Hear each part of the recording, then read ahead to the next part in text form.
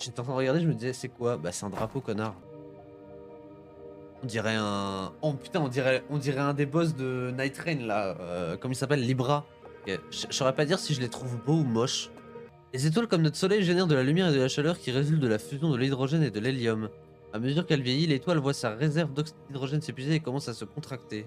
Plus le noyau de l'étoile se contracte et plus la température augmente, ce qui entraîne l'élargissement des couches externes. L'étoile devient alors une géante rouge. Lorsque le noyau est assez chaud, il commence à fusionner l'hélium en carbone. Si l'étoile est suffisamment grande, elle fusionnera le carbone en des éléments plus lourds encore, comme le fer. Enfin, l'étoile s'effondrera sous le poids de sa propre gravité et explosera, provoquant un événement violent appelé supernova.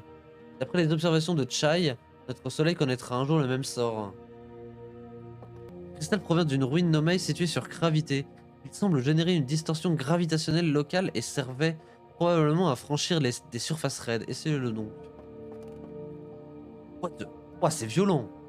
Ah, c'est violent de fou. Vous pouvez voir ici certaines parties du squelette Nomai. Leur crâne nous indique qu'ils étaient pourvus de bois et, fait étonnant, qu'ils ne possédaient que 3 yeux. Je rêve où ils ont grave fait du jugement en mode ouais, ils ont que 3 yeux. Cette écrit Nomai fut la clé qui nous permit de déchiffrer leur langue singulière. Bien que la structure soit si linéaire, les textes Nomai se divisent souvent en plusieurs segments reliés à un point central. Il est intéressant de constater que chaque branche est généralement l'œuvre d'un auteur différent. Ah putain, c'est le traducteur ça? Écrit Nomai non traduit. Maintenir traduire. Là ça va, nous sommes bientôt prêts.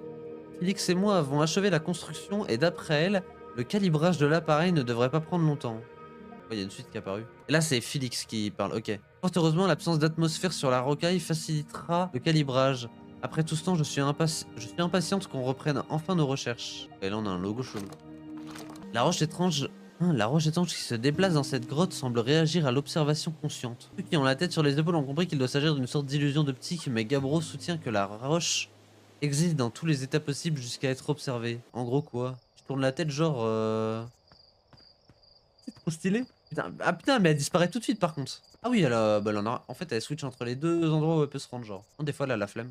Le spécimen de Sélacanthe a été retrouvé attaché au train d'atterrissage de l'une de nos fusées qui passait à proximité de Sombronce. Il semble adapté à une vie en milieu obscur présentant une atmosphère limitée. D'accord. Et moche et dégueulasse, hein. Waouh. Il disait en bas, genre, il y a un télescope là qui tourne en axe vertical qui... Wesh! Donc là, il y a plein de planètes du coup. Sablière. Sablière noire et sablière rouge. Ah, c'est deux planètes côte à côte, genre? Il y a un truc autour du soleil. Ok, nous, on est la deuxième planète, c'est à Trebois, du coup. Il y a la rocaille, ouais, la lune, là, dont il parle. Gravité, hein. Et la lanterne. Ah putain, mais c'est trop stylé, par contre, les noms, j'adore. Léviathan. Ouah, c'est géant. Ouais, et il y a des... Bah, il y a aussi une sorte de...